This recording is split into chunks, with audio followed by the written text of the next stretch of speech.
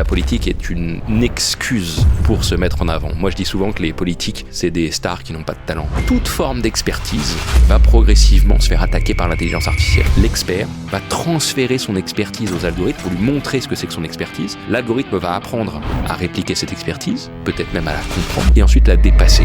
Oubliez de chercher l'idée pour vous lancer dans l'entrepreneuriat. Regardez autour de vous, il n'y a rien qui marche. Le problème de ce pays, c'est qu'on manque de prénom. Tout le monde fait des choses moyennes, voire bas de gamme. On gagnerait tous beaucoup plus à essayer d'avoir une démarche honnête intellectuellement dans ce qu'on raconte. Argumenter, évidemment, pas chercher à plaire, parce que la valeur se trouve là aujourd'hui. Bienvenue sur le podcast High Value Entrepreneur, je suis Roger. Les entrepreneurs cool et performants dont tu penses qu'ils n'ont pas besoin d'aide et qui parfois sont dans mon podcast sont ceux que j'accompagne. Ce podcast est produit par Tête de Tigre, l'agence de podcast, audio et vidéo. Si tu veux des histoires et des invités encore plus dingues, abonne-toi, commente et partage ce podcast. Bon visionnage et bonne écoute. Salut Stéphane. Salut Roger. On va directement aller dans le vif du sujet. Une question qu'on pose à tout le monde pendant le podcast de cette saison qui est... quelle est l'anomalie de ton parcours, de ta vie, que tu aurais aimé esquiver et qui finalement se révèle être un super atout dans ton parcours d'entrepreneur, d'homme, dans ta vie? C'est une question difficile parce qu'en réalité, il y en a peut-être un paquet. Le fait, par exemple, que je sois fils unique, le fait que mes parents soient séparés très jeunes et que j'ai dû grandir un petit peu plus vite que la normale. Mais je crois que le plus impactant, c'est d'être tombé dans la tech très très jeune. Moi, j'ai appris à coder, j'avais une 12aine d'années, j'avais 4 serveurs sous Linux dans ma chambre, je créais des sites, je faisais du C, bref, j'étais passionné par la tech. J'ai fait des études qui ont rien à voir, j'ai fait Sciences Po, j'ai fait de l'économie, je suis économiste de formation notamment, pour finalement retourner dans la tech, mais avec un regard d'économiste. Mais c'est vrai que je me disais que ça allait me servir à rien, mais en fait, je fais que ça aujourd'hui. Comment on tombe dans la tech à 12 ans? T'as quel âge? J'ai 36 ans, je suis né en 87. La tech, à 12 ans, on n'a pas quasiment le même âge, mais pas loin pour de vrai. Moi, je me vois tech dans mon monde actuel, dans mon monde quand j'avais 12 ans. C'est pas que ça n'existait pas, mais quasiment, en fait. Comment tu tombes dans la tech à 12 ans? Et en tout cas, comment t'en fais pour même prendre énormément de temps à passer dedans? En fait, c'est les premiers ordinateurs personnels qui arrivent. C'est le moment où chacun peut construire son ordinateur, changer les pièces, jouer avec. Et comme le software est pas encore très développé, on parle de Windows 95, tout ça, t'es obligé de te débrouiller, t'es obligé d'apprendre à tout faire. Et tu vois que surtout, tu peux faire des trucs aux machines en les programmant. Et donc, c'était un monde illimité. Et puis, il y a eu ça. Puis ensuite, il y a eu l'arrivée d'Internet où là, tu te dis, mais en fait, tu fais sauter toutes les frontières, quoi. Tu peux être n'importe qui, n'importe où. Tu peux tout apprendre. Tu peux te connecter avec n'importe qui, rejoindre des communautés.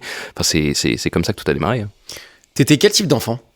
Si on passe un peu de temps sur cette partie-là, parce qu'on va beaucoup parler de ce que t'as réussi à faire après, mais quel type d'enfant t'es et pourquoi ça t'intéresse autant, ce monde de la tech? Alors en fait, j'ai commencé effectivement par la tech, mais c'est pas que ça. Je pense que le gros trait de ma personnalité, c'est que je suis obsédé par la connaissance. Vraiment, je crunch tous les sujets sans exception. Tout m'intéresse. Dès que je me mets dans un sujet, je peux oublier tout ce qui est autour et cruncher le sujet pendant 6 mois et faire que ça. Et la beauté d'Internet, justement, c'est que ça te le permet aujourd'hui. Mais je crois que mon trait de personnalité, c'est vraiment d'être obsessionnel avec la connaissance. J'ai commencé par la tech. Ensuite, je suis allé sur la science plus générale.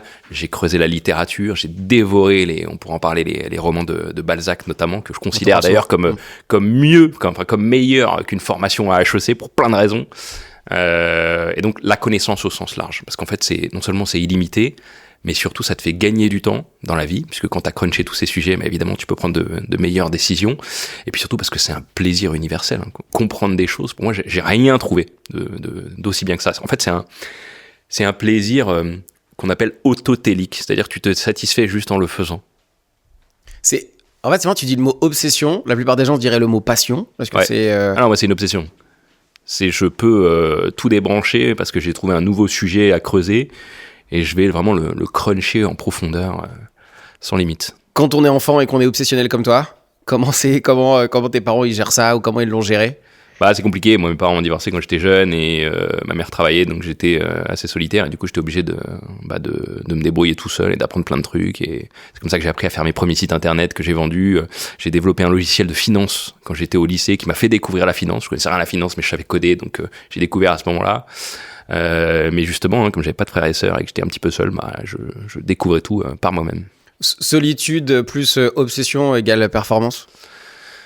Ouais, mais je le faisais pas pour la performance, je le faisais vraiment parce que j'adorais ça, quoi. Et même aujourd'hui, je veux dire, dès que j'ai du temps libre, le premier truc que je fais, c'est prendre un bouquin. Plein de gens, ils rêvent d'aller en vacances au bord d'une piscine, au soleil, rien faire, etc. Mais moi, dès que j'ai du temps libre, je prends un livre, je vais lire pendant 5 heures et oublier tout le reste. Et il y a rien de mieux que ça pour moi, quoi. Qu'est-ce qui se passe quand tu rentres dans la tech, ça y est, tu commences à coder tout ça, genre pour se faire des amis. C'est compliqué, c'est pas compliqué. Alors moi j'ai jamais eu de difficulté à me faire des amis, hein. J'étais un peu un geek social, hein. J'avais une bande de potes, je jouais même de la musique à un moment avec eux, enfin j'ai fait plein de trucs, hein, mais non vraiment j'ai découvert la tech très jeune. Il se trouve qu'en développant ce logiciel de finance quand j'étais au lycée, ça m'a donné envie d'étudier l'économie et la finance, ce que j'ai fait en partant au Canada. Alors, moi, j'avais pas les moyens de faire une grande école en France, donc c'est pour ça que je suis allé au Canada, parce qu'il y avait des accords avec la France, et du coup, j'ai fait mon bachelor là-bas. J'étais passionné de politique, et donc je me suis dit, je vais revenir à Paris, et je suis rentré à Sciences Po. J'ai découvert le monde politique qui m'a écœuré sur tous les plans, donc je me suis dit, c'est pas pour moi. Pourquoi ça t'a écœuré ?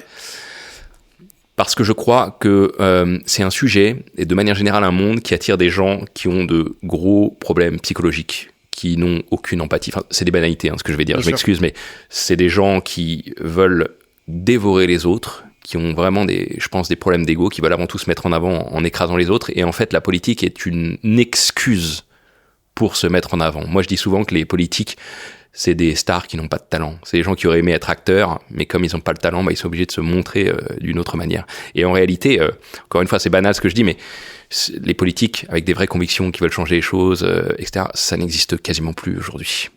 Les hommes d'État, ça n'existe plus, hein. Les gens qui changent vraiment les choses aujourd'hui, c'est les entrepreneurs. C'est ceux qui ont de l'impact, ceux qui font des choses. Tu détestes le monde de la politique, et on comprend les raisons pour. Qu'est-ce qui se passe quand tu sors de cette case optique ? En tout cas, tu dis je n'irai pas pour toutes les raisons que tu viens d'évoquer. En fait, quand je suis rentré à Paris en 2010, c'est que j'ai fait Sciences Po. Je savais pas quoi faire, hein. Moi, j'aimais la politique, mais ça m'a vraiment écœuré de ce que j'ai vu. Juste pour revenir dessus, c'est quoi la petite chose qui t'a vient dans la politique ? C'est le fait de vouloir changer les choses, de résoudre des problèmes, en fait. Voilà. Je me disais, en fait, la politique, c'est génial puisque ça permet de résoudre des problèmes. Et en fait, quand tu fréquentes un petit peu ce monde-là, tu te rends compte qu'en fait, ils en ont rien à foutre de résoudre des problèmes. Moi, j'ai plein de gens de ma promo, je suis sorti de Sciences Po en 2012, qui aujourd'hui font de la politique, qui ont des grosses responsabilités. Et je sais qu'au fond d'eux-mêmes, ces gens-là, la seule chose qui les nourrit, c'est simplement la valorisation de leur ego. C'est la seule chose qui compte. Mais encore une fois, c'est banal, hein. On sait très bien qu'il n'y a plus d'hommes d'État.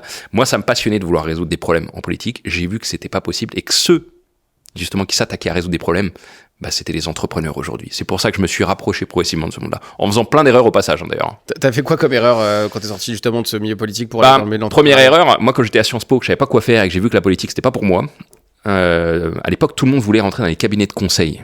Je me suis dit, mais qu'est-ce que c'est que ce truc-là, les cabinets de conseil ? Ça me paraissait absurde. Tu vas dans une entreprise où les gens te payent pour conseiller. Je me suis dit, mais qu'est-ce que c'est que cette histoire ? C'est quoi la légitimité pour conseiller quoi que ce soit ? Et donc j'avais fait un stage à l'époque dans un cabinet de conseil. J'avais eu le sentiment, ce n'est que mon sentiment, que c'était une escroquerie intellectuelle. Je me disais, mais en fait, ils disent aux clients qu'ils savent tout faire, même s'ils savent rien faire, mais entre-temps, ils trouvent des solutions pour essayer de faire et vendre. Mais t'as un énorme conflit d'intérêt, hein. Le but, c'est juste de vendre de la mission. Donc déjà, je me suis dit, mais côté cabinet de conseil, ça m'a l'air d'être une sacrée arnaque, ce truc. Après, j'ai quitté le conseil pour aller dans la finance. Deuxième erreur, c'est d'aller dans un grand groupe en CDI. Je travaillais sur la transformation digitale des salles de marché d'une grande banque française. Et alors là, encore grosse désillusion, je me dis, mais qu'est-ce que c'est que le monde du travail ? Le CDI est complètement absurde, les gens sont dégoûtés de faire leur job, ils attendent qu'une chose, c'est leur bonus, leur salaire, leurs vacances, leurs congés. En plus, j'étais choqué parce que tu avais un nombre de congés dans la banque qui est démesuré, je crois qu'il y avait 8 semaines. Et moi, on m'envoyait des mails en me disant, vous avez trop de congés, il faut les poser. Je me suis dit, mais qu'est-ce que c'est que ce monde absurde où les gens ne travaillent pas en fait ? Et ce qui m'avait choqué, c'est de voir le nombre de types qui détestaient leur job, mais qui en même temps étaient payés des fortunes, et surtout qui travaillaient quasiment pas, quoi. J'ai eu plein de gens, c'est là que j'ai découvert les bullshit jobs, qu'on appelle aussi qui ressemblent plutôt aussi à des passagers clandestins, c'est-à-dire tous ces gens qui s'agitent, qui font beaucoup de bruit, qui font des réunions, qui envoient des mails, etc., mais qui travaillent pas en réalité. Donc j'ai découvert toute cette absurdité dans le monde du travail classique, CDI, grand groupe, cadre, etc. Je suis resté moins de 3 ans, 2 ans et demi, je crois, et j'ai décidé ensuite de faire des conférences, puisque c'est ce que j'avais commencé à faire là-bas et qui me plaisait. En fait, j'avais commencé avant ce poste-là. Ça me plaisait, mais j'ai fait l'erreur de passer par là. Ça m'a fait perdre du temps. peut-être gagné, diraient certains, mais j'étais naïf en fait. J'ai découvert ce monde-là, j'ai compris pourquoi c'était pas fait pour moi, et j'ai décidé de faire autre chose. On va revenir sur les bullshit jobs. On veut ta liste des bullshit jobs. Désolé pour ceux qui vont nous écouter et qui vont peut-être se retrouver dans cette liste-là.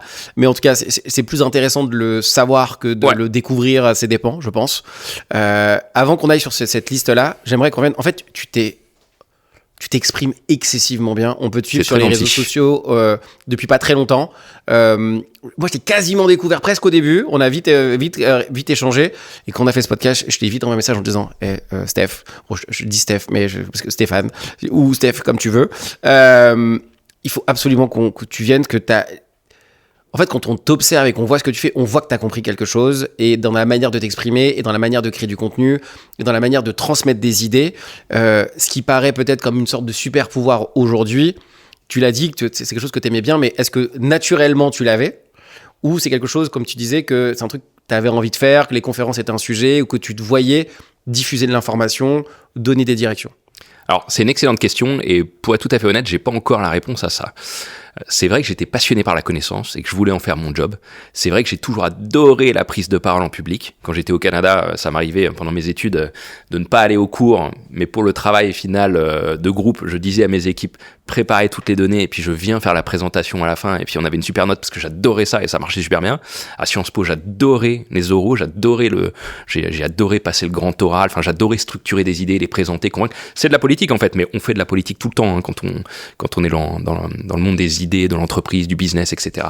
Donc j'étais passionné par tous ces trucs-là. Maintenant, est-ce que c'est quelque chose qui se développe et qui s'apprend, notamment à convaincre en public? Ça, très honnêtement, j'ai pas la réponse. Tu sais, j'ai une petite anecdote. C'est quand j'étais à Sciences Po, j'avais fait un cours de rhétorique et de prise de parole en public un jour, qui était donné par une grande professeure assez connue, qui enseignait notamment à Normal Sup, le grec ancien, etc. Et on lui avait posé la question au premier jour de cours, est-ce que ça s'apprend ou est-ce que c'est inné?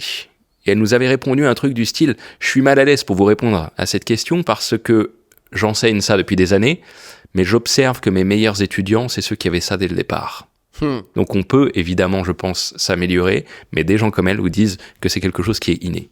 L'inné et l'acquis, pour moi, c'est l'un des sujets les plus importants des prochaines années, surtout avec les découvertes qu'on fait en ce moment en génétique, qui sont immensément tabous, parce qu'on se rend compte qu'il y a beaucoup plus d'inné que d'acquis. Et ça, c'est très troublant. On a Laurent Alexandre. Oui. Qui a un avis. Je pense que pour pavé dans la mare. Je pense que je l'inviterai sur le podcast. Ah, mais vas-y, il est génial. C'est l'un de mes meilleurs amis, Laurent. Je pense que je l'inviterai parce qu'il a un avis là-dessus. Oui. Et en fait, en bossant forcément, on tombe sur Laurent Alexandre, que tu le cites très souvent. Et c'est le meilleur pour moi. Il a un avis excessivement tranché. Avant notre interview, on a bossé. Moi, je te jure, j'ai écouté tout ce que tu as dit. Laurent Alexandre, j'avais déjà une idée sur le sujet avec le fait de l'inné et l'acquis. Laurent Alexandre, il est catégorique. Oui. C'est inné, point barre. Oui. Toi, t'as quel avis là-dessus? Je le rejoins de plus en plus parce que, alors déjà, il faut savoir que Laurent Alexandre, ça fait presque 10 ans que je le connais maintenant. C'est quelqu'un qui est extrêmement honnête intellectuellement. Il cherche la vérité. C'est vrai qu'il a une manière parfois de présenter les choses qui est un peu cash. Ouais. Ce qui est un peu dommage parfois parce qu'il y a des gens qui n'écoutent pas le discours, parce qu'ils s'arrêtent juste à la personne en disant il me fait peur. Moi je dis aux gens quand je les croise, je dis non, écoutez les arguments. Arrêtez avec la personne, l'autorité, le statut. On s'en fiche. Parce qu'il y a des gens qui disent ouais, il est chirurgien et entrepreneur, il est pas légitime. Non, Laurent est très légitime. Il a travaillé ses sujets, il a des arguments, il lit les papiers scientifiques. Quand il se plante, il le dit. Mais surtout, c'est la vérité qui l'intéresse. Moi, j'ai la même démarche, donc c'est pour ça que je me suis rapproché de lui. Et c'est vrai que c'est perturbant quand on le rencontre la première fois parce qu'il est d'une intelligence vraiment hors du commun. C'est-à-dire que vous abordez un sujet avec lui qu'il ne connaît pas, vous avez à peine commencé à argumenter qu'il a fait la conclusion, mais surtout, il a fait la conclusion de la conclusion et il a même les conséquences de la conclusion. Il va beaucoup plus loin dans l'analyse. Et ça, c'est une richesse intellectuelle hors du commun. Et donc, Laurent, sur la génétique, est dans le camp de ceux qui pensent que l'inné est beaucoup plus important que l'acquis. Et pour ça, il s'appuie évidemment sur toutes les études sérieuses qui sortent, notamment celle de Robert Plomine, qui est... Mais il n'y a pas que Laurent Alexandre. Moi, j'ai plein d'amis médecins ou chercheurs en biologie qui me disent, mais oui, Plomine, depuis des années, a écrit tout ça, le dit. Là où je crois que Laurent a raison, c'est évidemment de commencer à aborder ces sujets parce que ça va être un sujet monstrueux dans les prochaines années, parce que ça change tout. Si on découvre que l'impact de la génétique est beaucoup plus fort que l'impact culturel, notamment au travers de l'éducation, en fait, ça change tout. Et comment vous répondez politiquement à ça ? En fait, il y a 4 réponses politiques possibles. Si on découvre, par exemple, que, ce que dit Plomine dans son livre, que l'intelligence est majoritairement innée, génétique. Si on découvre ça, vous avez 4 réponses politiques, selon que vous soyez si on fait tout le spectre de l'extrême droite à l'extrême gauche. Si vous êtes d'extrême droite, c'est le nazisme. C'est en gros, ceux qui n'ont pas ces gènes, on s'en débarrasse. Ça, c'est le nazisme. Si vous êtes de droite libérale, ça sera peut-être une réponse du style, dans ce cas-là, il y a un marché. On permet aux gens, si c'est possible, si la technologie le permet, de modifier leurs gènes s'ils payent pour se mettre au niveau génétique correspondant, si jamais, encore une fois, l'intelligence est déterminée génétiquement. La gauche classique vous dirait un truc du style on va taxer ceux qui ont les moyens et puis proposer ou faire rembourser par la Sécu de modifier les gènes de ceux qui sont pas au niveau pour les rendre au même niveau que tout le monde, parce que ça sert à rien d'aller à l'école, encore une fois, si tout le monde n'a pas le même niveau d'un point de vue génétique. Et puis l'extrême gauche pourrait vous dire on interdit soit c'est les manipulations génétiques qui le permettent, ou on taxe davantage les gens qui ont des gènes qui leur permettent de mieux réussir dans la vie sur plein de critères, etc. Vous voyez que selon le spectre politique, on peut imaginer qu'il y aura des réponses très différentes. Ce qui est certain, c'est qu'il faut commencer à aborder ces sujets avec de la science, avec des gens qui se contredisent, qui s'opposent, qui apportent des données, des contre-arguments. Il ne faut pas l'occulter, c'est ce que je pense. Donc ça veut dire que si on reste sur la question de départ, finalement c'est peut-être inné cette manière de conceptualiser les idées et de les retranscrire pour qu'elles soient au minimum audibles et dans le maximum compréhensible par tout le monde. C'est presque un talent inné finalement. Pour toi. Alors, j'aime pas trop le mot talent parce que si c'est inné, oui, finalement, oui, effectivement, oui. mais j'ai tendance à penser que oui, mais le seul argument que je peux te donner, c'est que j'ai jamais eu vraiment à faire d'efforts pour convaincre, parce que si j'ai fait ce métier de conférencier, c'est encore une fois parce que lorsque j'ai donné mes premières conférences, le public m'a demandé de recommencer. Au début, j'étais surpris, mais j'ai dit ok, pourquoi pas. Et en fait, j'ai vu que j'avais un business model, tout simplement, okay. et que c'était ça mon métier. Mais avant de faire ça, je faisais ça par passion le dimanche soir en dîner avec mes amis autour de la raclette. Je leur parlais des derniers sujets que j'avais dévorés dans des bouquins qui me passionnaient. J'essayais de les convaincre, de confronter, etc. J'ai toujours adoré débattre. J'ai toujours adoré les arguments. J'ai des amis qui me font souvent changer d'avis sur des sujets quand ils m'apportent des données. Dès que j'ai de la data, évidemment, je corrige mon système de pensée. Mais j'ai toujours adoré faire ça, quoi. C'est devenu mon métier, mais c'était une passion au départ, quoi. Tu sais, avant que tu viennes, je disais à ma team un truc. Je pense que soit la comparaison va t'énerver, soit la comparaison, ça va être intéressant de voir comment tu vas réagir.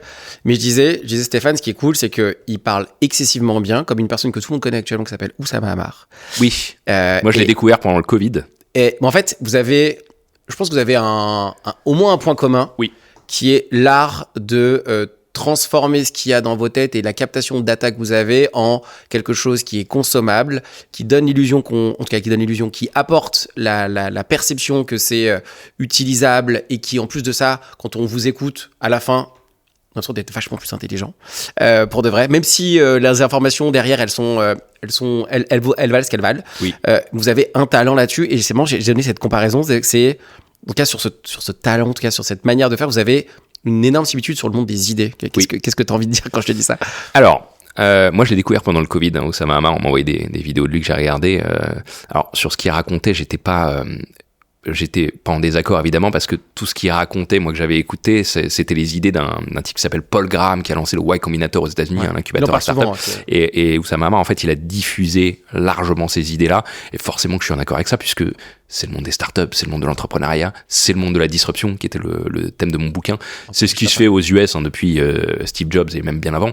Le point commun qu'on a avec Oussama Ammar, mais pas que, avec tous les conférenciers de manière générale, c'est notre capacité, alors ça a déjà été dit partout, à hypnotiser entre guillemets un public, mais pour une raison proprement biologique, qui a été découverte il n'y a pas longtemps, c'est que lorsque vous êtes passionné par un sujet et que vous l'évoquez, on a découvert qu'en fait, vous synchronisez le cerveau des gens en face de vous sur le vôtre. Donc quand vous prenez du plaisir, vous activez les mêmes zones dans le cerveau de la personne en face que les vôtres lorsque vous prenez du plaisir. Et donc, lorsque vous suivez un raisonnement, un fil rouge, qu'il est cohérent, qu'il s'enchaîne, qu'il est structuré, et qu'en plus, ça vous fait du bien d'expliquer ça, que vous y prenez du plaisir, les cerveaux en face se synchronisent, s'adaptent et vous suivent. Non seulement ils suivent votre raisonnement, s'il est bien construit, et en plus de ça, ils prennent du plaisir au passage. Ça, j'ai observé ça chez tous les conférenciers, les bons politiques font ça aussi, les grands orateurs sont capables de faire ça, mais c'est vrai qu'Oussama Ammar, les 2-3 fois où j'ai écouté, il a une capacité assez innée à faire ça, je trouve. C'est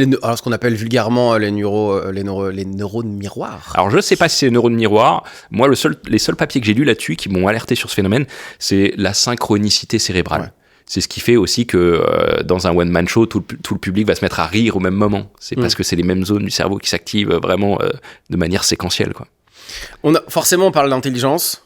J'étais obligé d'aller sur le sujet de Oussama Ammar parce que vraiment, pour le coup, il y a une énorme différence sur plein de sujets, mais il y en a une qui était hyper intéressante et que pour le coup, là-dessus, moi, je l'ai vu rapidement et je trouve ça hyper intéressant qu'on en parle. Et ça se trouve, tu m'aurais dit des trucs, des dingueries en plus, donc c'est pas le cas, donc très bien.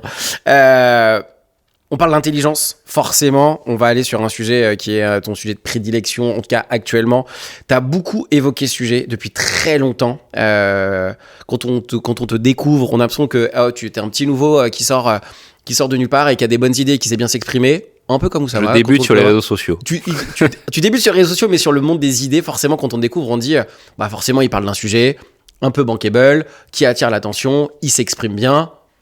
On peut vite faire un raccourci en disant le mec est en train d'exploiter quelque chose pour prendre de la hype et exister. Et quand on découvre et quand on voit ce que tu as fait et tout ton parcours, on s'aperçoit que t'es là depuis très longtemps et des idées que tu es en train de développer aujourd'hui dont les gens ont la ressource mentale pour les écouter et en tout cas les prendre en considération.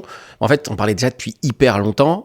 Comment tu vis le fait de parler depuis très longtemps d'un sujet qui aujourd'hui c'est un sujet à la mode en fait. Comment c'est? Alors moi j'ai deux réactions. La première, c'est que je suis quand même assez content de moi parce que tout ce que je raconte depuis à peu près 10 ans, alors j'ai des idées qui sont encore dispo dans des vieilles conférences sur YouTube de 2014-2015, notamment sur les assistants intelligents, on va en parler, qui sont en train de se réaliser. Les gens me prenaient pour un fou à l'époque, je me suis fait insulter, les gens disaient que je racontais n'importe quoi, alors que j'avais travaillé sérieusement, j'ai bossé des milliers d'heures là-dessus à l'époque. Tout ça est en train de se réaliser, donc je me dis, en termes de prospective, je me suis pas trop planté, j'ai quand même un peu un track record là-dessus. Là où ça me frustre un peu, mais c'est mon erreur, c'est que je suis pas allé sur les réseaux sociaux. J'avais pas besoin, parce qu'en fait, j'étais sur scène quasiment tous les jours, 2-3 fois par jour, sur tous les continents. Depuis que j'ai ma boîte, depuis 2017, j'intervenais chez tous les clients, tout type de boîte, du stagiaire au comex. Je faisais que de la conférence en fait, en entreprise, sur scène, etc. Et du coup, je me suis pas occupé des réseaux sociaux. Donc mes idées se diffusaient en interne, en entreprise, etc. Et malheureusement, je ne suis pas fait connaître du grand public. Donc je commence à les diffuser sur les réseaux sociaux. Mais c'est vrai que ça fait une dizaine d'années que j'ai évoqué tout ce qui se passe sur l'IA. J'ai commencé mon premier job dans la finance où je parlais d'intelligence artificielle. J'étais l'un des premiers à parler du deep learning en France. On en parlait beaucoup aux US, mais moi j'étais l'un des premiers à amener ça avec Laurent Alexandre en France à l'époque. Tout le monde nous a suivis ensuite en 2016, 2017, etc. Et surtout, j'étais le premier à dire que les smartphones seront remplacés par des assistants intelligents, ce que Sam Altman a annoncé d'ailleurs la semaine dernière, que ces assistants intelligents vont être nos experts personnels à tout faire, ce qui veut dire que l'expertise ne vaudra plus rien en termes de valeur ajoutée, de business, et que surtout ces assistants intelligents vont discuter les uns avec les autres, qu'on aura un écosystème de petites bêtes cognitives qui font des trucs utiles et intelligents pour nous. Ça a l'air banal aujourd'hui, quand on le dit. Tout le monde le dit maintenant. Quand je disais ça il y a 10 ans, les gens disaient que je racontais n'importe quoi. Il faudrait retrouver en fait les tweets. Moi, je suis surpris par l'honnêteté intellectuelle des gens là-dessus, parce que il y a des journalistes tech qu'on voit partout dans les médias qui disaient à l'époque que c'était n'importe quoi, que les machines feraient jamais ça, etc. Il y a les consultants spécialisés là-dedans, les influenceurs sur le digital, etc. On peut retrouver leurs tweets, ils disaient que c'était n'importe quoi. Aujourd'hui, ils tiennent tous mot pour mot ce discours. Comme ça, on voit un peu l'évolution des idées des gens. Où est-ce qu'on peut voir... T'as un livre où t'as commencé à en parler, parce qu'en fait, si on a de la chance de t'écouter, on peut le découvrir, mais il y a un livre forcément où il y a déjà où tu parles limite de ChatGPT sans utiliser le mot ChatGPT. Exactement, mais tu parles en fait. Alors, je crois que la plus vieille conférence où j'explique ça sur Internet, elle date de 2015, c'était à Bordeaux FinTech. Je me souviens, cette vidéo avait été pas mal diffusée, et c'est là où j'avais vraiment 50% des gens qui ont dit mais oui, ce qu'il dit c'est logique, et 50% qui disaient il raconte n'importe quoi. Elle est sur YouTube, on peut la retrouver. Et dès 2018, alors j'ai écrit le bouquin en 2017, mais il est sorti en 2018, dans mon livre Disruption, Intelligence Artificielle, Fin du salariat, Humanité augmentée, où là j'expliquais que le futur de la tech, c'était que les logiciels s'effacent, se fondent dans le décor, Alors ça, c'est une vieille idée d'IBM qu'on appelle le calm computing, l'ambient computing, l'informatique qui se fond dans le décor et qui nous encombre plus et qui fait les choses pour nous, mais que ça prendrait la forme d'un assistant intelligent. Et ce qui s'est passé juste après, il y a eu le bouquin d'Harari sur Homo Deus qui est sorti, je crois, vers 2016. Et ensuite, il y a eu aussi, alors je crois que c'était plutôt 2015 cette fois-ci, le film Her, H-E-R, où il y avait ce fameux assistant intelligent. On a convergé en fait vers ces mêmes idées, mais moi j'en parlais quasiment un petit peu avant. Mais on était plusieurs personnes sur la planète à converger vers les mêmes idées. C'est la même éthique, c'est que lorsque des personnes travaillent sur les mêmes idées, ils finissent par converger sur certains trucs. Mais c'était assez logique finalement. J'ai envie d'aller sur le fait des bullshit jobs, mais j'ai gardé un peu le suspense parce que ça va être hyper intéressant. On va y aller. T'as dit que aujourd'hui, grâce ou à cause de l'IA, l'expertise ne va plus rien valoir. Ouais. Comment, tu peux nous expliquer un peu ce point de vue ? Alors en fait, c'est assez simple. Depuis la nuit des temps, si tu veux, les humains, ils créent des outils ou des technologies pour augmenter la productivité. C'est-à-dire créer plus en volume ou en valeur avec des outils. Du premier silex qu'on taille jusqu'aux machines les plus évoluées aujourd'hui. On a fait ça sur le travail physique, ça s'appelle la révolution industrielle, et on a tout de suite vu que c'était évident que les humains ne pourraient pas concurrencer des machines plus fortes que nous. Là, on est en train de le faire sur l'intelligence. Alors, il y a une énorme erreur que les gens font en ce moment sur l'intelligence artificielle, c'est qu'ils disent que ça automatise des tâches. Mais en fait, pas du tout. Automatiser des tâches intellectuelles, du monde du tertiaire, c'est ce que fait l'informatique depuis les années 50 jusqu'aux années 2010. C'est ce qui est rébarbatif, ce qui est courant, répétitif. Là, on est en train d'aller plus loin. On s'attaque à ce qui est non répétitif, avec l'intelligence artificielle, non rébarbatif, ce qui est un peu statistiquement différent dans les données, bref, ce qui sort de la loi normale, mais ce qui a une valeur ajoutée de dingue, ce qu'on appelle l'expertise. Ce que vous pouvez pas automatiser avec l'informatique classique dans un algorithme. Ce que ça veut dire, c'est qu'en fait, toute forme d'expertise, et on est tous experts dans notre job, dans quelque chose, c'est le principe d'un métier, va progressivement se faire attaquer par l'intelligence artificielle. Pourquoi ? Parce que l'expert, qu'on parle d'un médecin qui fait du diagnostic ou d'un spécialiste marketing ou ce que tu veux, ou même d'un conférencier, ou un avocat, un expert comptable, ce que tu veux, va transférer son expertise aux algorithmes pour lui montrer ce que c'est que son expertise. L'algorithme va apprendre à répliquer cette expertise, peut-être même à la comprendre, on pourra aller sur la notion de compréhension, si tu veux, et ensuite la dépasser. C'est absolument certain, parce que l'algorithme, il pourra jouer avec un nombre infini de données à terme, il sera jamais fatigué, il boit pas d'alcool, il aura de moins en moins de biais, je dis pas qu'il n'y en aura pas, mais de moins en moins si on peut essayer de les corriger. On aura peut-être programmé à la base, sans le vouloir. On est toujours biaisé de toute façon, mais il faudra décider des biais, et puis on pourra s'aider d'algo pour essayer de les débiaiser, etc. Mais le point, c'est de dire qu'à un moment donné, on va se rendre compte, ça c'est vraiment mon point, que non seulement toutes nos fonctions cognitives sont des algorithmes, c'est pas du tout réducteur de dire ça, mais reconnaître des objets, manipuler le langage, les émotions, la conscience, tout ça c'est des algorithmes en quelque sorte, c'est une analogie, comme toutes les analogies elle est évidemment fausse, mais c'est utile pour comprendre. Mais en plus de ça, que nos fonctions cognitives, notre intelligence, elle est pas si puissante que ça. On est beaucoup moins intelligent qu'on le pense.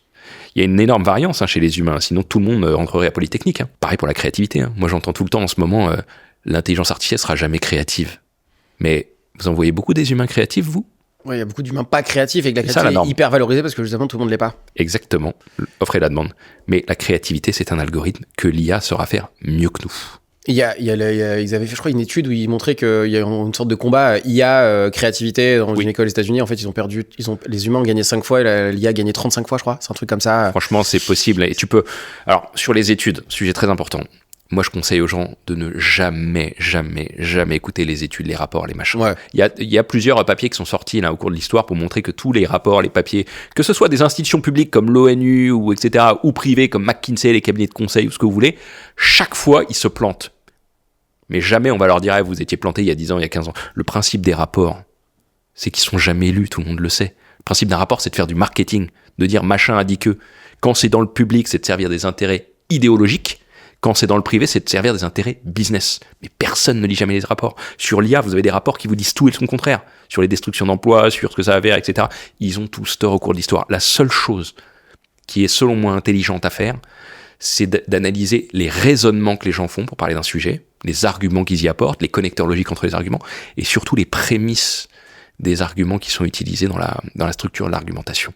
C'est la seule chose intéressante pour débattre. Parce que les rapports, les chiffres, franchement, vous pouvez trouver tout et son contraire, ça n'a aucune valeur. La créativité, forcément, je vais d'aller sur le sujet, et je sais pas si tu es expert sur cette thématique-là, mais forcément, j'ai envie d'y aller sur, forcément, l'IA va tuer, ou en tout cas va apporter des éléments qui vont nous permettre d'utiliser la créativité qu'on imaginait qu'on associait à l'humanité. Il y en a un autre qui est hyper, et dont les humains sont en train de se dire que finalement on serait potentiellement les seuls à pouvoir le faire, qui s'appelle l'empathie. Les émotions au sens large. Et les émotions au sens large. Et en fait, on s'aperçoit, et je spoil direct, qu'en fait, pour de vrai, l'IA est plus empathique que nous. Oui, il y a des papiers sur les médecins notamment qui se font pulvériser en matière d'empathie par ChatGPT. Qui sont en train de se dire, en fait, une des caractéristiques de l'humanité, qui aurait été le but d'être empathique et de comprendre l'autre, d'avoir cette peut-être intuition, ce petit truc. En fait, ils sont en train de, selon les études, en tout cas, ils disent, en fait, pour de vrai, l'IA est plus empathique parce que plus apte et moins contraint par rapport à la fatigue, le stress, le contexte, l'environnement, et finalement... Et elle joue le jeu réellement. Et elle joue le jeu pour de vrai. Donc en fait, c'est-à-dire que même l'empathie... Toutes les émotions. C'est un délire. Mais en vrai, quand on parle d'empathie, moi j'explique aux médecins depuis longtemps qu'ils vont perdre leur expertise, parce que l'IA sera meilleure pour faire du diagnostic, pour poser des traitements, et ça commence à être le cas. Les radiologues, tout ça, ça a été dit, et ça commence à être le cas. Et je disais aux médecins, mais il vous restera la relation empathique avec le patient, qui est très importante. Et je pensais que c'était vraiment important. Et en discutant avec des médecins, mes clients chez qui j'interviens beaucoup sur scène, et des amis médecins, la majorité me disent, mais l'empathie, les médecins, ils s'en tapent, en vrai. C'est nous, grand public, qui faisons l'erreur de croire qu'il y a des médecins empathiques, mais en fait, c'est une minorité. L'empathie, je pense même que chez les humains, c'est assez minoritaire. Je pense de plus en plus comme Hobbes que l'homme est un loup pour l'homme et que l'empathie est une stratégie que les humains adoptent pour maximiser leur survie, mais qu'elle n'est pas si généralisée que ça. Moi, j'avais une sorte de petite prémonition sur le sujet. Je me dis, en fait, ça n'arrivera qu'à partir du moment où l'IA, parce qu'en fait, il y a aussi la captation du facial et du non-verbal, des choses comme ça. Je pense que très facile. Je me dis, c'est pour ça que là, ma position, c'était tant qu'en face de nous, on n'a pas un humain quand il nous dit, ne t'inquiète pas, et qui sourit pas, et que ça va pas sécréter chez nous cette sécrétion, ces hormones, en fait, on sera pas à ce niveau-là. Eh ben en fait, on est en train d'y aller. On est en train d'y aller de façon exponentielle et presque limite. Ça fait bizarre quand on commence à bosser le sujet. Et toi, t'es en plein dedans de se dire, mais en fait, ça va tellement vite, tellement loin. Et on va revenir là-dessus. On va y aller après. Mais pour aller enfin sur cette liste des bullshit jobs qui continuent d'exister aujourd'hui parce que c'est intéressant socialement qu'ils restent, mais qui vont forcément disparaître. Est-ce que tu peux nous faire cette liste ? En tout cas, ta liste à toi, par rapport à tes connaissances et ton contexte. Pour moi, le tabou et le problème le plus important dans le monde de l'entreprise aujourd'hui, c'est les bullshit jobs ou les passagers clandestins. C'est-à-dire tous ces gens qui, entre guillemets, sont inutiles en matière de valeur ajoutée. Il y en a plein dans tous les secteurs, et plus les entreprises sont grosses, plus il y en a. Tout le monde sait qui c'est, mais personne ne le dit parce qu'évidemment, dès que tu vises quelqu'un en lui disant qu'il a un bullshit job, t'es potentiellement visé, que ce soit le cas pour toi aussi. Et c'est très probablement le cas. C'est un énorme problème parce que culturellement, on a construit des grands groupes avec des armées de salariés en se disant qu'on allait pouvoir conquérir des marchés comme ça, etc. Alors qu'en fait, aujourd'hui, c'est beaucoup plus efficace d'avoir des boîtes plus petites avec beaucoup plus de technologie, le modèle des GAFA par exemple, et à côté les startups, les TPE, les PME qui poussent, qui sont beaucoup plus agiles, et qui attaquent ces grands groupes. Les grands groupes, avec ces armées de cadres qui pour beaucoup font semblant de bosser, ça pouvait tenir dans un monde où il y avait peu de concurrence, pas encore très mondialisé, où la France était leader, etc. Mais quand t'as tous les autres pays qui te rattrapent, que eux n'ont pas de bullshit job chez eux, donc ils ont une vraie productivité, une vraie valeur ajoutée, donc les actionnaires sont contents de la rentabilité de la boîte, bah forcément à un moment donné, en face, les actionnaires des grands groupes français, ils vont dire « mais là, il faut faire quelque chose pour les bullshit jobs ». Comment ça se fait que vous vendiez la même chose et que la boîte en Asie qui développe la même chose, elle a 10 fois moins de staff et elle est 10 fois plus rentable ? Le problème, c'est les cadres qui sont payés une fortune et qui ne font rien. Et ça a des travers immenses. C'est que les gens n'ont aucun intérêt à partir. Et d'ailleurs, la plupart, ils ne le font pas parce que déjà, ils ne retrouveraient jamais de job à côté. Moi, je connais plein de cadres qui ont quitté les grands groupes, qui ont essayé de se mettre à leur compte. C'est un échec total. J'en connais beaucoup. Mais on en connaît tous. Parce qu'en fait, on leur a tellement fait croire qu'ils étaient compétents quand ils étaient salariés dans un grand groupe avec des énormes salaires, qu'ils pensaient qu'ils travaillaient vraiment et qu'ils étaient bons. Et là, c'est la dure réalité. Dès que tu es confronté au marché, bah, tu vois la réalité de ce que tu vaux sur le marché du travail. Je te coupe. Est-ce que le premier bullshit job, c'est pas le salariat ? Alors, de manière globale ? L'une de mes convictions, c'est que le salariat aujourd'hui est un problème. Et je suis assez scotché que les gens de gauche, politiquement, ne s'emparent pas du sujet.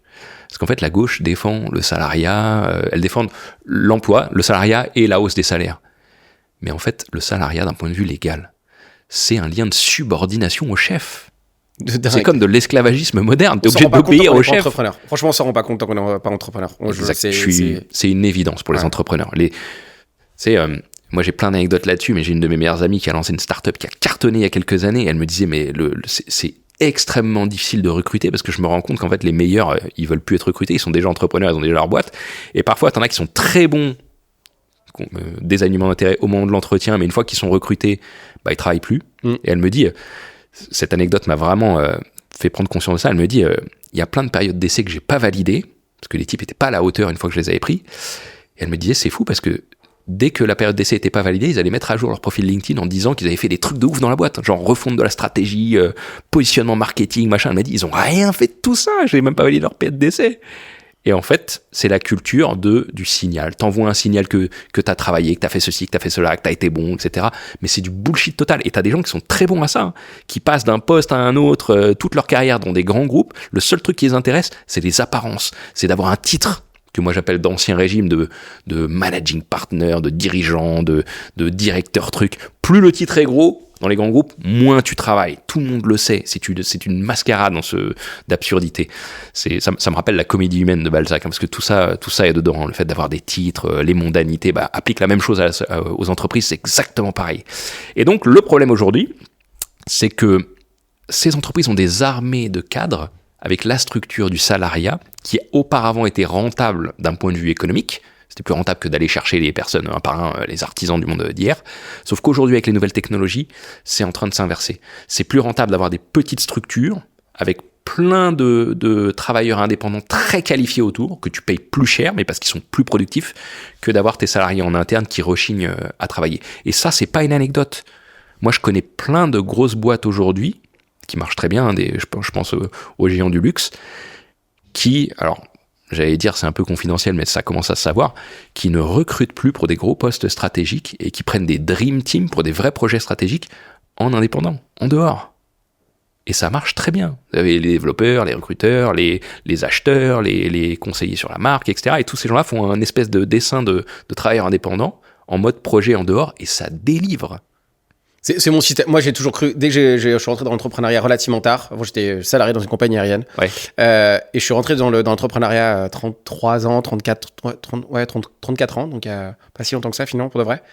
Je disais à mes collègues dans l'avion, je fais, le salariat, vous verrez que ça va disparaître. Oui. On me prenait pour un psychopathe, alors que j'étais pas encore totalement. Qu'en fait, la limite du système, c'est qu'en fait, j'adore cette notion de, c'est le salariat qui prend le pouvoir sur l'entreprise ou sur le fait d'entreprendre. Parce qu'il y a des règles, parce que c'est, pour le coup, le salariat, c'est réglementé, c'est protégé. Il y a une grille de salaire. Mais en fait, on protège celui qui est censé là pour aider l'entrepreneur, mais c'est celui qui est le moins protégé et qui est le plus contraint en plus d'entreprendre. C'est lui qui entreprend. Donc finalement, le système, il est forcément qu'il allait partir en cacahuète. Et dans ces bullshit jobs, d'après toi, forcément, tu m'as parlé du conseil. Je pense qu'on peut y aller. Consulting, je peux en parler des heures. Hein, on va aller sur le consulting. Je pense qu'il fait partie du top. Alors, je pense qu'au vu de ce que tu viens de me dire, je pense qu'il y a la politique qui, elle, va décider de comment on va décréter les bullshit jobs. Et puis ça, après, c'est pas moi qui le dis. Hein, c'est tous les philosophes grecs, les sophistes. Les politiques, c'est des sophistes. Hein, et les premiers bullshit jobs, c'est les sophistes. Tout est dans la philosophie grecque. Tout a été écrit là-dessus. Donc, les premiers de la liste, dans notre liste, dans nos listings de bullshit jobs, je pense politique. Après, expert, consultant. Alors, ouais, le consulting, si tu veux, moi, en fait, j'ai fait ce job de conférencier parce que mon idée de départ, c'était de dire, je vais essayer de disrupter, alors désolé, ce mot est un peu galvaudé maintenant, je sais bien, mais de disrupter le consulting. Pourquoi ? Comme je le disais, le consulting, déjà, il y a un problème de légitimité et de compétence. Les gens les plus compétents aujourd'hui, contrairement à ces 20 dernières années, ne vont plus dans les cabinets de conseil. Ils vont dans la tech, ils montent des boîtes, ils sont entrepreneurs à leur compte, mais les meilleurs dans le monde d'hier, ils allaient dans les banques d'investissement et le consulting. C'était prestigieux d'être consultant chez McKinsey, c'est plus du tout le cas aujourd'hui. Sauf que ils ont un storytelling qu'ils essaient de mettre dans le cerveau des gens pour faire croire que ces gens-là sont légitimes, compétents, utiles, tout ce que vous voulez, mais ils ont jamais inventé quoi que ce soit. Les consultants, c'est des gens qui optimisent le passé pour optimiser les process, réduire des coûts, etc. Mais ils ont jamais innové. Ils prennent aucun risque. Pour innover, il faut désobéir intellectuellement. C'est l'inverse, les consultants. Et surtout, je rappellerai aux gens, ce que disait Steve Jobs sur le consulting. C'était interdit chez Apple. Il expliquait justement qu'il y avait un conflit d'intérêts parce que ces gens-là voulaient vendre de la mission le plus longtemps possible, mais sans jamais résoudre les problèmes. C'est un peu comme le garagiste qui n'a pas intérêt à vraiment te réparer ta voiture pour que tu reviennes.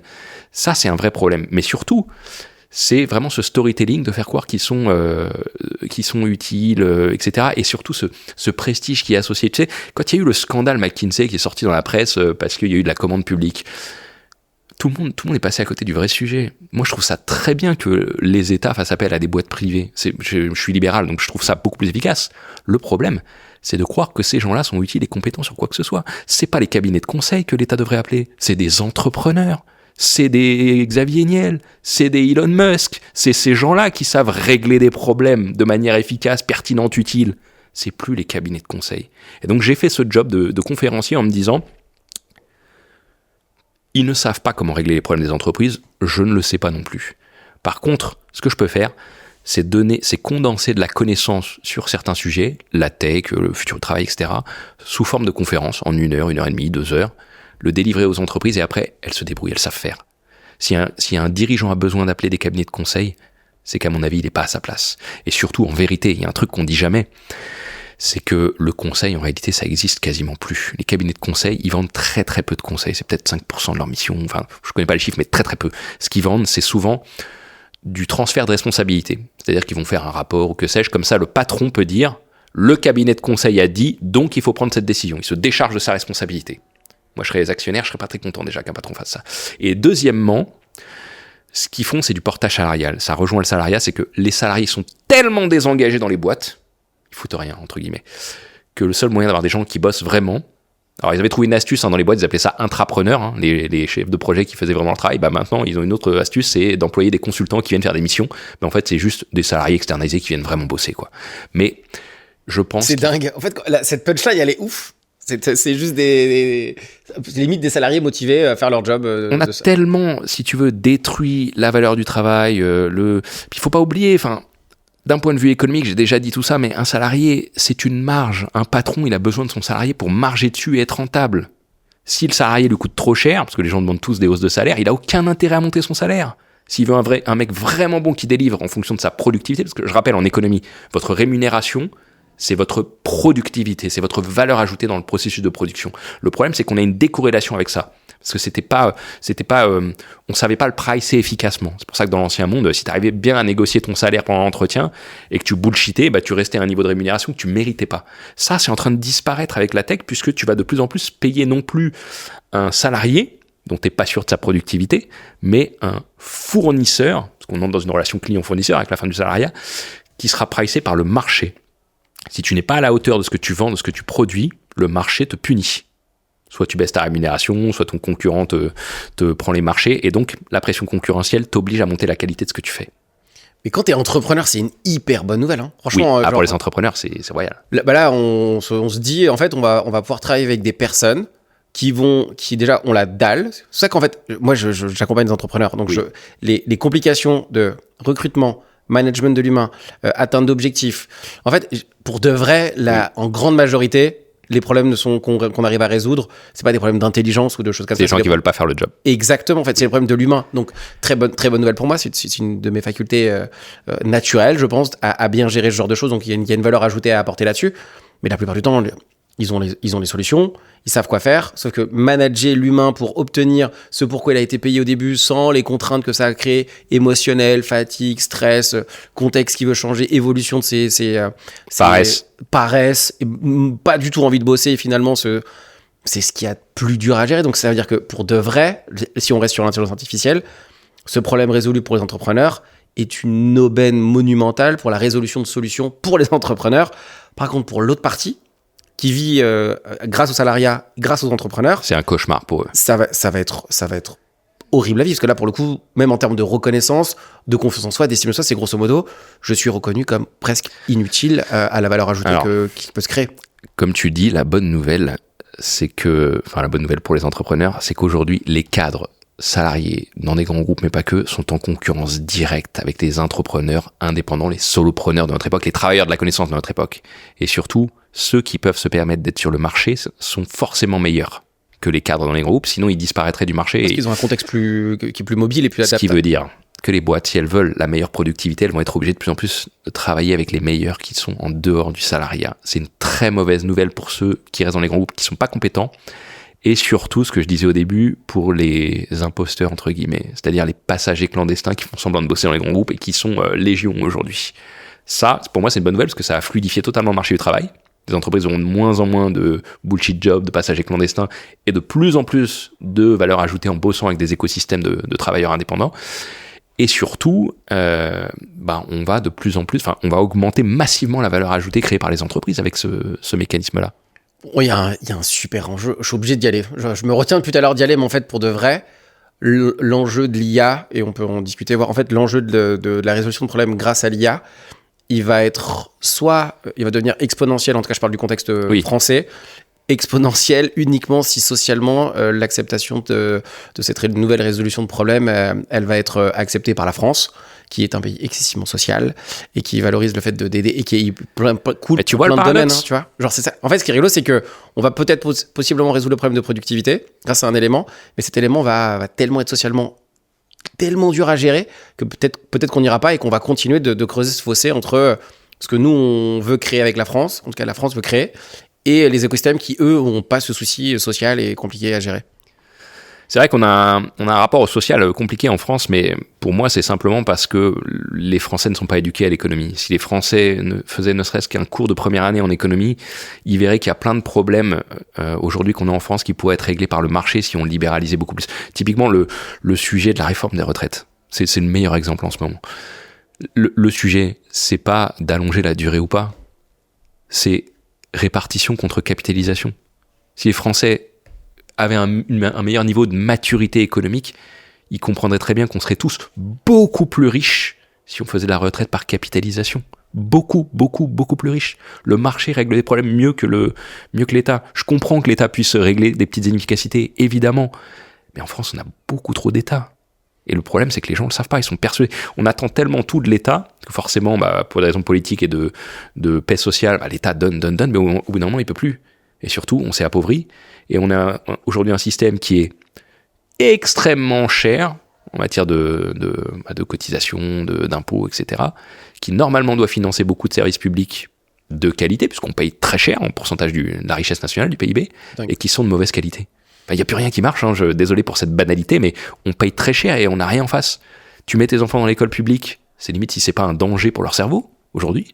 Tu as besoin de te faire soigner. On a vu qu'on n'était plus du tout le meilleur système de santé au monde, de très loin. Oui, très loin. Même si on a d'excellents médecins, mais c'est ce qui est dommage, c'est-à-dire que c'est une question d'organisation. Tu payes pour de la sécurité, on l'a pas partout, je suis désolé. On finance un système judiciaire, c'est un enfer le système judiciaire, ça met des années, c'est extrêmement complexe, c'est pas efficace.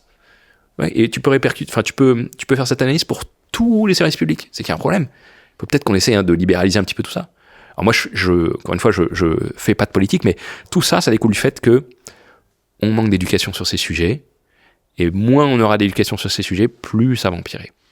Partons du principe que ça a résolu les problématiques justement de temps de timing, de temps de résolution des problématiques, la chirurgie, l'analyse des données pour faire des choses. Bon, imaginons qu'on a réussi à faire ça, la France a réussi à le faire, particulièrement la France. Forcément, en tant que salarié qui est en train d'écouter ce qu'on est en train de se dire maintenant, grosso modo, ça veut dire que je suis en danger. Ça dépend lesquels. Lesquels sont pas en danger, tiens? Comme je le disais, ceux qui sont en danger, c'est ceux qui sont pas compétents et ceux qui font semblant de bosser. Il y en a beaucoup. Ils nous écoutent pas. Ils nous ouais, je me doute. Ou alors leurs amis vont leur envoyer des extraits en leur disant tiens c'est toi ou tiens c'est ton boss. Ouais. On connaît tous des gens qui font semblant de bosser. C'est pas que la légende du fonctionnariat. Les grandes boîtes, ça s'apparente à du fonctionnariat et pas que dans la caricature. Ces gens-là sont vraiment en danger. Par contre, les salariés qui sont compétents, qui aiment leur job mais qui se sentent pas reconnus dans l'entreprise, eux, faut les pousser à sortir, faut leur dire que le marché les attend. Le marché récompense les gens qui jouent le jeu. Le marché récompense les gens qui sont compétents, qui se forment, qui délivrent de la qualité pour leurs clients. Moi, si tu veux, je suis frappé, et ça, c'est un discours que j'entends, on est tellement terrifié avec des jeunes, des plus vieux, des salariés qui sont dégoûtés de leur job, parce que toute la journée, quand je vais en entreprise, les salariés viennent me voir en off, ils sont tous dégoûtés. Ouais, je suis pas assez payé, mon boss est nul, moi je bosse pour rien, tout le monde. Mais les gens me disent, j'ai envie de quitter le salariat, mais j'ai peur. Et surtout, j'ai pas d'idée. Premièrement, la peur. En fait, ils se trompent de peur. C'est que c'est plus risqué aujourd'hui d'être salarié que d'être entrepreneur. Pourquoi ? Alors ça, c'est l'argument de Nassim Nicolas Taleb. Il explique que, en fait, l'entrepreneur, comme il est sur le marché, il est confronté à la demande tous les jours. Donc il sait s'adapter en un quart de seconde. C'est comme le chauffeur de taxi, tu vois, qui sillonne les rues, et s'il voit qu'à la fin de la journée, il a pas fait assez de chiffre d'affaires, il va peut-être bosser 1 heure de plus, et hop, c'est réglé. Il s'est adapté tout de suite aux conditions de marché. Ou si dans l'endroit où il est, il n'y a pas assez de demande, il va peut-être changer de demande. Il s'est adapté tout de suite. Tandis que le salarié qui est dans son job, qui voit pas les fluctuations de marché, parce que c'est l'entreprise qui porte le risque sur son carnet de commandes, lui, il est en danger parce que il est payé tous les mois, tranquille. Mais le jour où il est obsolète, parce qu'il n'aura pas été formé, il ne sera pas adapté, etc., ça va être très compliqué pour lui. Donc premièrement, c'est plus risqué aujourd'hui d'être salarié dans un grand groupe que d'être entrepreneur, solopreneur, de travailleur à son compte. Sauf si vous bossez pour une boîte qui a un monopole mondial et que vous êtes une star dans ce domaine. Exemple que je donne tout le temps, mais pour que les gens comprennent, si vous êtes une star de l'intelligence artificielle, alors il est peut-être plus rentable et intéressant pour tout le monde que vous soyez salarié chez un GAFA, parce qu'il va vous surpayer par rapport au marché et parce que vous allez surdélivrer là-bas, et qui vont vous donner la capacité de jouer avec ça. Premièrement, sur le risque. Et deuxièmement, les gens me disent tout le temps, ou même souvent les jeunes, j'ai pas d'idée pour me mettre à mon compte, lancer un business. Ça, c'est une idée reçue. Oubliez, je dis aux gens, oubliez de chercher l'idée pour vous lancer dans l'entrepreneuriat. Regardez autour de vous, il n'y a rien qui marche. Que ce soit la qualité du service dans le restaurant à côté de chez vous, que ce soit le type qui fait la peinture chez vous, que ce soit votre menuisier, votre expert comptable, Le problème de ce pays, c'est qu'on manque de premium. Tout le monde fait des choses moyennes, voire bas de gamme. Celui qui va se lancer sur un marché, peu importe ce qu'il fait, j'ai donné plein d'exemples avant, et qui le fait bien, en faisant du premium, de la qualité, il a un marché et il pourra vendre plus cher. J'ai pris l'exemple des experts comptables, c'est le meilleur exemple. Moi, j'ai viré mon premier expert comptable parce qu'il était nul. Il répondait à mes questions, mais il n'en faisait pas plus. Expert comptable moyen. Là, franchement, 90% des experts comptables sont comme ça. Je sais pas, parce que moi je travaille beaucoup avec eux, donc je suis biaisé, et donc j'ai accès au petit cercle d'experts comptables Rolls-Royce, et donc moi j'ai changé pour un Rolls-Royce, et c'est le jour et la nuit, je le paye plus cher, et putain, le mec est vraiment bon, quoi. Et là, tu comprends vraiment ce que c'est que des problématiques d'experts, de chefs d'entreprise. Je le voyais pas avant. Mais tu vois, c'est pareil quand tu vas dans un très bon restaurant, que tu as un service comme en Asie, que tu vois un menuisier passionné qui fait bien son job et qui veut pas juste délivrer le truc une fois qu'il t'a fait signer le devis. Il y a un marché pour les gens qui produisent de la qualité, peu importe ce que vous faites. Donc ce que je dis aux gens, vous n'avez pas l'idée, copiez un truc où ça marche mal. Souvent, on dit en entrepreneuriat, résolvez un problème. En fait, le problème le plus simple, c'est monter la qualité de ce qui est. C'est ce que fait le luxe, c'est de faire du très très haut de gamme. Et faites ça dans tous les secteurs. Je ne peux qu'être d'accord sur ce sujet-là. Donc ça veut dire que pour les gens qui ne veulent pas faire ça, ou en tout cas qui veulent le faire, forcément on revient au titre de ton livre. Je sais que disrupter, c'est déposé, je crois. Donc alors le mot disruption a été déposé par Jean-Marie Dru de TWA, je crois, dans les années 90, parce que c'était. Alors moi je l'ai découvert après avoir écrit mon bouquin, mais on a mis son copyright dedans, parce que c'est faut rendre à César ce qui est à César. C'était le premier à apporter ce concept. Je crois, dans la publicité et la communication, dans une nouvelle manière de faire en renversant l'ordre des choses. Donc ça, c'était Jean-Marie Dru. Mais il y a aussi Christensen, prof à Harvard, qui lui a théorisé l'innovation disruptive, qui est le fait, en gros, de casser la manière dont fonctionne un marché pour rendre obsolète ce qui se faisait avant et en créer un tout nouveau passage. Moi, le concept de disruption que je développe dans mon livre, c'est celui de Christensen. C'est-à-dire que forcément, on va devoir se disrupter. Ça devient. En fait, c'est simple. Soit on est éliminé, soit on se disrupte soi-même. Si je comprends bien. Comment on arrive à se disrupter c'est quoi ? Est-ce que toi, t'as un mécanisme où il y a quelque chose qui va nous permettre aujourd'hui de se dire, par exemple, je suis comptable ou je suis un truc comme ça, il faut que je me disrupte. J'ai écouté Roger et Steph. Comment je fais pour me disrupter ? Alors en fait, c'est un truc qui est assez courant chez les entrepreneurs, notamment dans la Silicon Valley, c'est de se dire comment je peux tuer ce qui fait mon business ou ma valeur ajoutée, me rendre moi-même obsolète pour déplacer ma valeur sur autre chose. C'est simple, tu prends ce qui te fait gagner de l'argent et tu dis demain ça c'est obsolète, comme Kodak qui peut plus imprimer ses photos et qui doit faire autre chose. Sur quoi je déplace ma valeur ? C'est très compliqué à faire. Alors vous avez des techniques, il y a Peter Thiel dans son bouquin 0 to 1 que tout le monde a lu, qui explique que il faut voir ce que personne n'a vu et le voir avant tout le monde. Et pour ça, quand il voit des entrepreneurs, lui, il leur demande, alors j'ai plus la question exacte en tête du bouquin, mais c'est un truc du style, qu'est-ce que vous pensez être vrai que la plupart des gens pensent être faux. Qu'est-ce que vous pensez être vrai que la plupart des gens pensent être faux? Penser contre tout le monde et avant tout le monde. Alors, c'est peut-être pas la citation exacte. Oui, mais dans l'idée, en tout cas, là, dans la conception. Voilà, je paraphrase, mais dans l'idée, c'est ça. C'est extrêmement dur d'y répondre. C'est vraiment un talent de visionnaire d'être capable de faire ça. Mais si vous arrivez à répondre à cette question pour vous-même, pour votre boîte, vous avez votre business model de demain. La vérité, si on se parle franchement, c'est que la plupart des gens ne pourront jamais faire ça, quoi.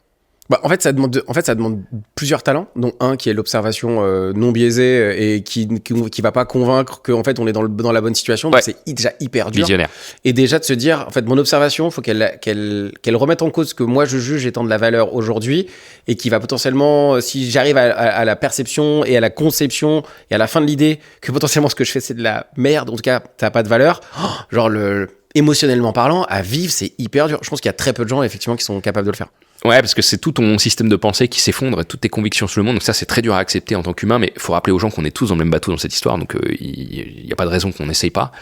Mais de manière générale, je pense que seuls les gens qui ont ce talent, cette compétence d'être visionnaire pourront y arriver. Ce que je conseille aux autres qui n'ont pas ce talent-là, je suis même pas sûr d'en faire partie, donc je m'inclus dedans, c'est de suivre des gens qu'ils estiment visionnaires et de devenir indépendants, solopreneurs, de travailler pour eux. Ils vont apprendre plein de choses et ce sera beaucoup plus valorisant que d'être dans un grand groupe avec des structures hiérarchiques bullshit, quoi. Forcément, je vais te poser la question, c'est quoi les visionnaires que toi tu suis et qui semblent être... évidemment, les mêmes que tout le monde, hein. C'est Elon Musk, hein. C'était Steve Jobs, c'est en France des gens comme Xavier Niel, hein, je veux dire. Moi je suis fasciné parce que on suit des politiques qui doivent nous amener vers les prochaines années. On écoute, comme je disais, des cabinets de conseil, mais ces gens-là, c'est pas eux qui savent. Les premiers visionnaires, toutes catégories confondues, c'est les auteurs de science-fiction. Ils ont tout écrit, tout est dedans. Tout ce que je dis dans mes conférences, on peut le retrouver plus ou moins chez un auteur. Player One au moment du métaverse. Pas que, mais même Huxley, même tout est dedans, vraiment tout. Juste après, c'est les entrepreneurs visionnaires de génie comme Steve Jobs, comme Elon Musk, comme Jack Dorsey, je le mets aussi dedans, enfin toute la bande, Sam Altman aujourd'hui, en France des gens comme Xavier Niel, mais pas que. Et ça vraiment, c'est vraiment un truc que j'aimerais mettre dans la tête des gens, au lieu d'écouter tout cette espèce de bruit ambiant, notamment en politique. Allez demander à des entrepreneurs de génie. Je suis persuadé qu'un Jeff Bezos, il sait mieux résoudre le problème de la santé publique que des décideurs publics. On a des gens average, des gens moyens en fait en politique. On devrait demander aux meilleurs tout de suite. Et forcément, tu as déjà entendu parler de ces sujets-là, pardon. Donc, est-ce qu'il y a un sujet qui te tient toi plus à cœur c'est pas qu'on n'a pas évoqué, parce que je pense qu'on pourrait évoquer énormément de sujets, mais un qui toi, où là tu te dis, là-dessus j'aimerais prendre la parole, en tout cas j'aimerais donner mon ressenti, ma vision, ma conviction. Alors, comme je le disais, je l'ai déjà un petit peu évoqué, mais je vais en remettre une couche parce qu'on n'en parle pas assez. Je crois que le sujet le plus dangereux dans le monde du business aujourd'hui, c'est le bullshit et la démagogie.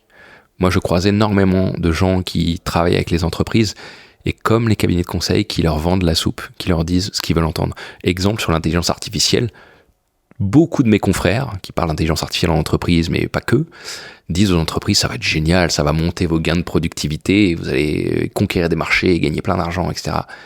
Mais ils disent jamais que c'est peut-être le début du travail, le début de la fin du travail humain. Moi, je fais partie des gens qui pensent que c'est le début de la fin du travail humain, mais je pense que c'est une bonne nouvelle.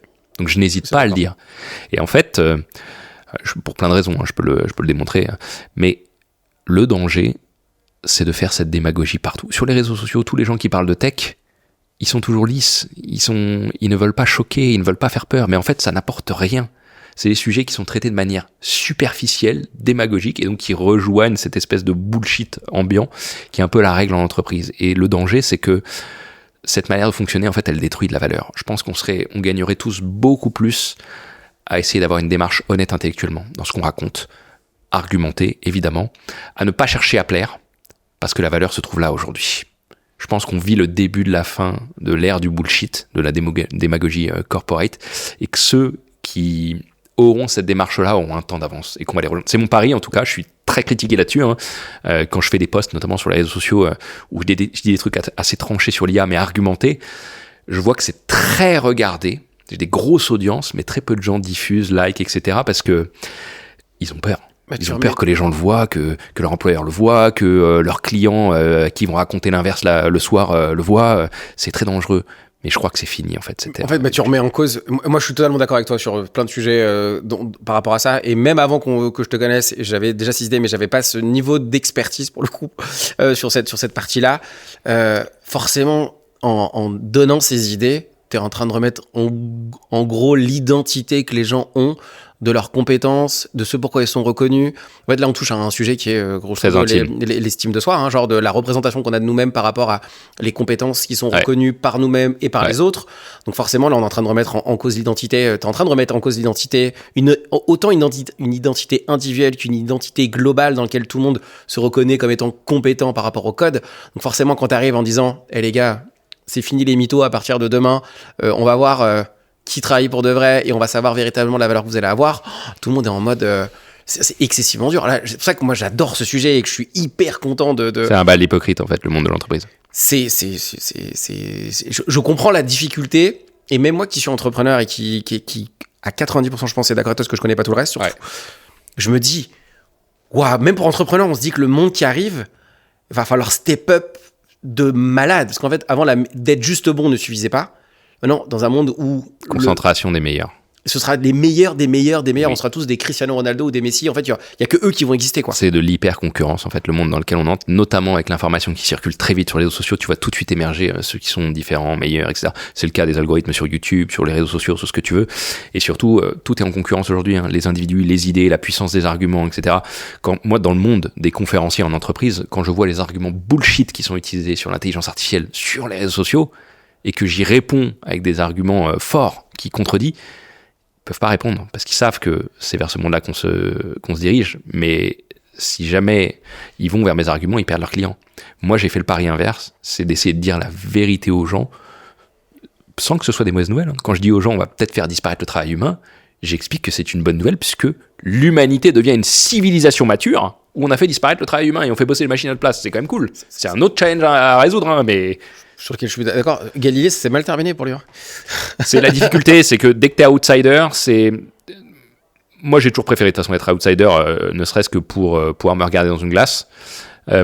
C'est quand t'es outsider, tu te mets à dos, évidemment, une grosse partie de l'establishment. On parle beaucoup de Bernard Tapie en ce moment, mais il n'y a pas que lui, hein, évidemment. Sorti, surtout. Mais surtout, tu rallies à toi ceux qui pensent de manière honnête, je pense, qui ont des vrais arguments, qui veulent vraiment et de bonne foi contribuer au développement de ces idées. Et donc, je pense que ça fait avancer les choses. Dans le milieu des conférenciers, si tu savais, le bal des hypocrites, tous les gens qui vont dire aux entreprises qu'elles veulent entendre en conférence, et moi je repasse derrière et je détruis tous les arguments, mais j'ai des arguments derrière. Alors après je me fais détester par mes confrères, mais j'ai fait ce pari-là, j'ai ce positionnement et je pense que c'est le gagnant à long terme. La question de fin, c'est qu'est-ce que tu veux que les gens qu'est-ce que tu aimerais que les gens retiennent de notre conversation aujourd'hui? Ce serait plutôt, est-ce qu'il y a, un peu comme tout à l'heure, est-ce qu'il y a une idée ou un concept que tu veux absolument que les gens retiennent et qui leur apporte le maximum de valeur et qui va les aider justement dans ce monde que tu viens de décrire qui arrive? Alors je pense que l'un des sujets les plus importants des prochaines années, c'est toutes les questions philosophiques que la technologie est en train de mettre sur la table. Typiquement, moi il y a une question qui m'obsède et qui m'empêche de dormir en ce moment, c'est un concept en philosophie qu'on appelle le solipsisme. C'est l'idée que peut-être qu'on est tout seul dans l'univers. Peut-être qu'il n'y a que notre esprit qui existe et que tout le reste, le décor, les personnages, les gens autour de nous, la culture, peut-être que c'est une création de notre esprit comme un rêve. Et ce que je trouve fascinant, c'est que ça, on peut pas le prouver en fait. Et c'est un peu comme le Truman Show, la caverne de Platon, éventuellement Matrix, l'idée que en fait tout est un espèce de rêve, comme dans un rêve. Hein. Dans un rêve, on sait pas qu'on rêve, bah, ça c'est peut-être une création de notre esprit. C'est que les nouvelles technologies sont en train de nous obliger à poser ces questions-là, puisqu'on est de plus en plus enfermé dans des technologies hyper stimulantes. Hein. Tu peux penser à Instagram qui a que des photos qualité exceptionnelle, Netflix qui a que des trucs à rebondissement exceptionnel, hein. C'est la norme, hein. Si t'as pas ce niveau-là, tu n'existes pas. Tu peux penser aux jeux vidéo en ligne, à la pornographie en ligne, bref, de l'hyper-stimulation où le virtuel, pour notre cerveau, est meilleur que le réel. Quand je dis ça aux gens, il y a plein de gens qui sont pas d'accord, mais il suffit de voir les couples au restaurant en vacances pour voir que le virtuel est meilleur que le réel. Les gens préfèrent le smartphone. Parce que philosophiquement, on n'est jamais en interaction avec le monde en face de nous. C'est une idée de Schopenhauer, le philosophe, c'est qu'on est toujours en interaction avec l'image, la représentation qu'on se fait dans notre esprit du monde. L'une des conséquences, c'est que vous connaissez jamais votre partenaire avec qui vous passez votre vie. Vous connaissez que l'image que vous en faites qui n'existe que pour vous. Et ça va être un vrai sujet dans les prochaines années, puisque les technologies vont nous enfermer, vont nous proposer des trucs toujours plus hyper stimulants, meilleurs que le réel. Ça commence à avoir déjà des conséquences. Les jeunes vont plus en soirée, ils préfèrent être sur Netflix parce que c'est plus stimulant. Les jeunes baissent plus, ils préfèrent le porno. Enfin bref, tout ce qu'on dit en ce moment sur le virtuel face au réel. Et du coup, la question que ça pose, finalement, c'est une question à la fois de philosophe et de bouddhiste, c'est est-ce que le réel existe en dehors de notre esprit ? Ou est-ce que c'est juste un film mental qu'on se crée et le but de la vie, c'est de se faire un super film ? Mais si demain, tu as des technologies qui jouent avec ce film et qui te projettent un film exceptionnel, dans ce cas-là, aucune raison de... C'est Matrix, autant te brancher à cette machine. Matrix, et c'est ce qu'on appelle... Voilà, c'est ce qu'on appelle en philosophie, c'est Robert Nozick qui a développé cette idée, c'est la machine à bonheur. Tu te branches sur le truc et ça te projette la même vie, mais tu sais pas que t'es connecté à la machine, mais sans danger, sans contrainte, sans maladie, etc. Rationnellement, tu te branches à la machine. Mais c'est le thème de Matrix, t'es branché dans une machine qui te donne une illusion du réel, mais comme t'es content, ça te pose aucun problème. Et en fait, donc ça rejoint la question des bouddhistes sur est-ce que le réel existe en dehors de l'esprit ? Les bouddhistes nous disent non. Ça rejoint les questions philosophiques sur le solipsisme, qu'on peut pas prouver encore une fois. Est-ce qu'on existe ou est-ce qu'il y a que nous comme personnages ? Et ça rejoint surtout les questions scientifiques des découvertes en physique. Parce que, je sais pas si les gens sont au courant, mais les découvertes qu'on fait en physique quantique en ce moment, c'est quand même assez bluffant d'un point de vue intellectuel. On a une ? Le dernier prix Nobel qu'on a eu sur la non-localité quantique, c'est des gens qui ont quand même prouvé que les individus ont une influence sur le réel qui se déroule devant eux. C'est-à-dire qu'en observant le réel autour de vous, vous modifiez les propriétés des particules autour de vous. C'est comme si c'est comme un rendu 3D, comme si le film se déroulait selon vos yeux. Et du coup, la question que ça pose, alors je suis pas physicien, donc peut-être que je dis des grosses conneries, mais en tout cas le débat mérite d'être posé, c'est la question du réalisme en physique, c'est est-ce que le réel existe en dehors de notre esprit ? Ou est-ce que chacun... Et il y a des vraies controverses, mais les neurosciences disent qu'en fait le réel n'existe pas. Et en fait les trucs c'est le réel n'existe pas. Ils disent tout n'est que perception pour le cerveau et représentation pour la conscience. Oui, mais est-ce que c'est une représentation biaisée qu'on se fait du monde mais qu'on est tous sur le même terrain de jeu, la Terre, ou est-ce qu'elle n'existe carrément pas et que chacun est dans une réalité virtuelle en pensant que c'est ça le réel ?